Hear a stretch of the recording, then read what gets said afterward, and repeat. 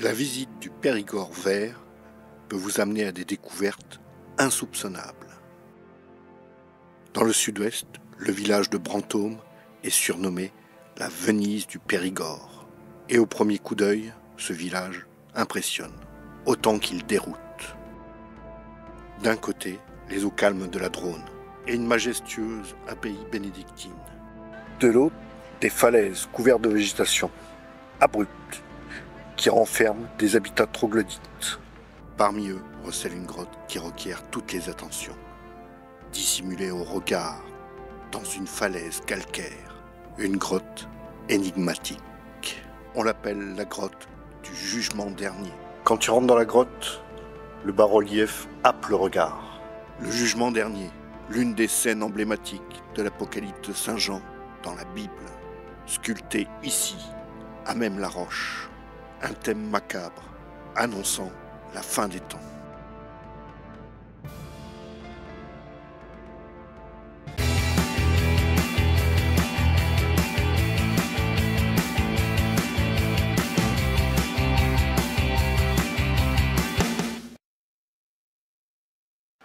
Cette fois-ci, je t'emmène dans le sud-ouest, plus précisément dans le Périgord, dans un petit village qu'on surnomme la Venise du Périgord, Brantôme.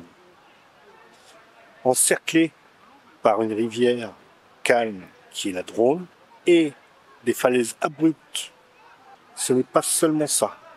Une grotte attire toutes les attentions et c'est là que je veux t'emmener. À Brantôme, les journées semblent s'écouler paisiblement. Et l'abbaye, son monument emblématique, semble veiller sur la petite cité. Pourtant, derrière cette façade, on découvre un décor plus austère. Des falaises abruptes qui recèlent un étrange mystère. Et cette falaise calcaire a abrité la première communauté bénédictine de Brantôme. Les premiers moines se sont installés dans les cavités naturelles qui s'ouvraient dans la falaise pour installer leur lieu de culte et leur lieu d'habitat. Des moines dont on a perdu toute trace après la Révolution, mais dont on sait qu'ils ont vécu ici en ermite jusqu'à la fin du Moyen-Âge. Une grotte qui, au temps des moines, était tenue secrète. On a des témoignages où les gens sont venus voir l'abbaye, visiter l'abbaye. Et en aucun cas, ils ne parlent de cette sculpture dans cette grotte. Les moines l'avaient-ils cachée ? Une fresque qui remonterait au XVe siècle et qui aurait été commanditée par une étrange communauté de moines bénédictins qui vivaient ici, reclus dans la grotte. Mais au début du siècle dernier, de nouvelles théories viennent troubler ce petit village du Périgord, avec un espèce de dieu suprême, barbu, imposant, voire effrayant. Et si ce dieu qui semble être représenté est finalement une idole païenne, qui alors aurait bien pu sculpter cette œuvre et pour délivrer quel message ? Une légende raconte même qu'un prêtre serait venu ici, à Brantôme, dans le but de détruire l'image païenne. Pourquoi celle-ci est-elle restée intacte après son passage ? A-t-elle été cachée par les moines ? Autant de questions qui restent en suspens depuis plus de 5 siècles. Et on raconte que Saint Front est venu détruire une divinité païenne, sculptée dans le rocher. C'est à l'arrivée des premiers érudits au XVIIIe siècle que les fouilles sont lancées. Et on ne va pas tarder à comprendre ce que les moines avaient tenté en vain de cacher.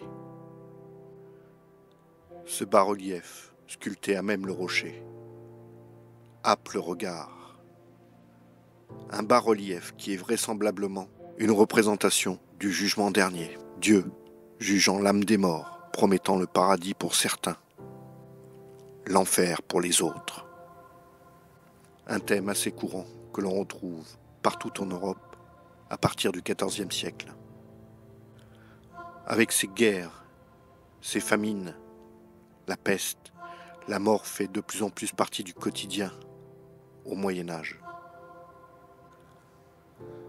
Alors pourquoi les moines de Brantôme auraient dissimulé cette œuvre alors qu'elle était à la mode en ces périodes ?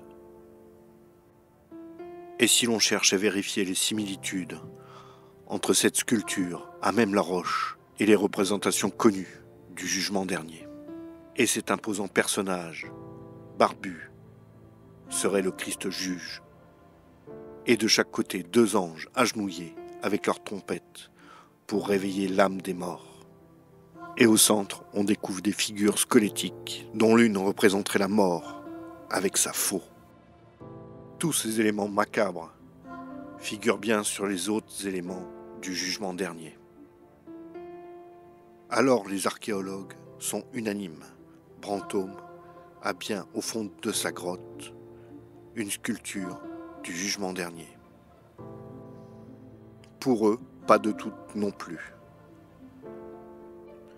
Ce sont les moines qui auraient commandité la sculpture de la fresque, car ils sont représentés de chaque côté.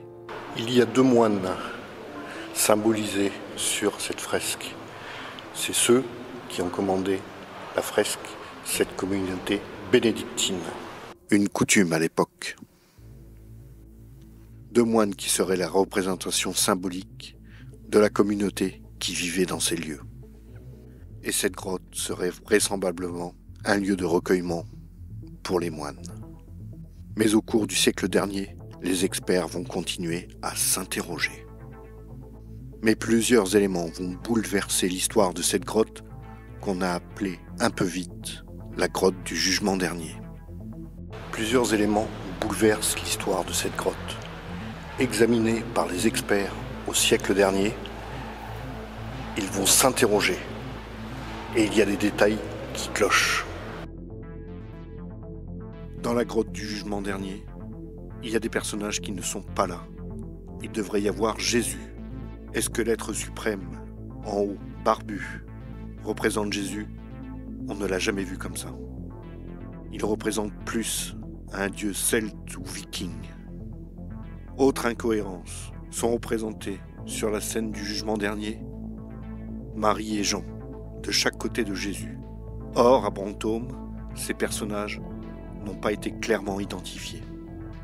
Et si l'auteur de ce bas-relief avait voulu nous emmener sur une fausse piste, donner l'illusion d'un jugement dernier pour nous donner un autre message codé?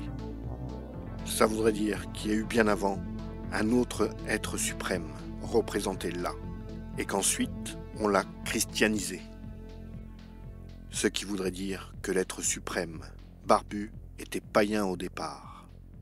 Une divinité païenne dans une grotte occupée par des moines bénédictins.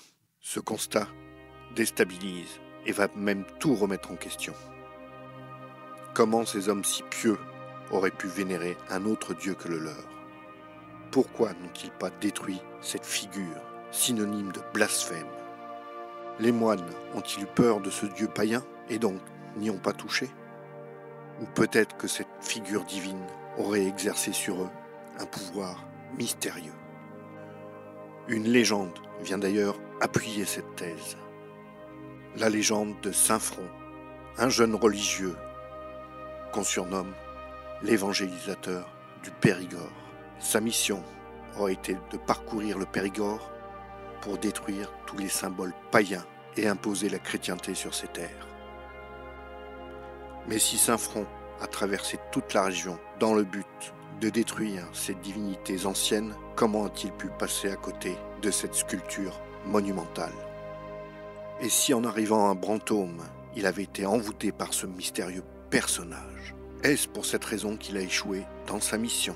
Lui aussi aurait-il pris peur face à ce mystérieux et obscur Dieu? Et d'autres éléments, plus discrets encore, viennent aujourd'hui alimenter la légende de cette énigmatique sculpture. Par exemple, sur cette couronne. Un élément mystérieux sur la couronne. On ne sait pas si c'est des flammes, des plumes ou des tibias. Et sur la droite, cette porte. D'où vient-elle? Où mène-t-elle? Serait-ce une sorte de passage vers un autre monde?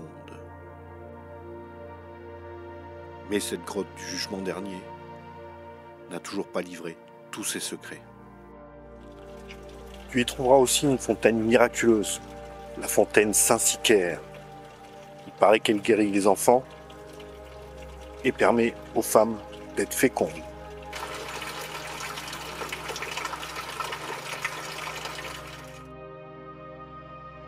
Tu retrouveras aussi le musée de Fernand Desmoulins, un peintre médiumnique.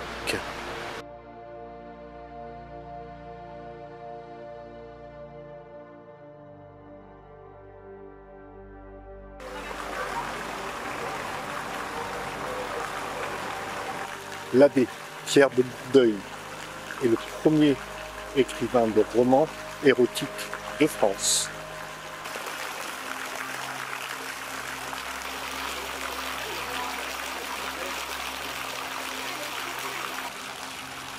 Et on le connaît sous le nom de plume de Brantôme.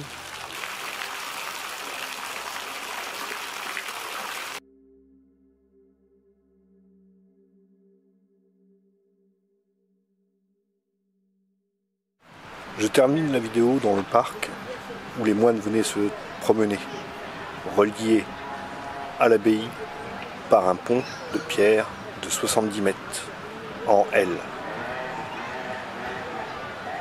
J'espère que la vidéo t'a plu.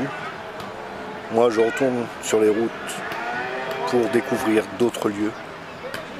Et n'oublie pas, l'important, c'est pas la destination. L'important, c'est les gens et les lieux que tu vas rencontrer sur ta route. Allez, ciao.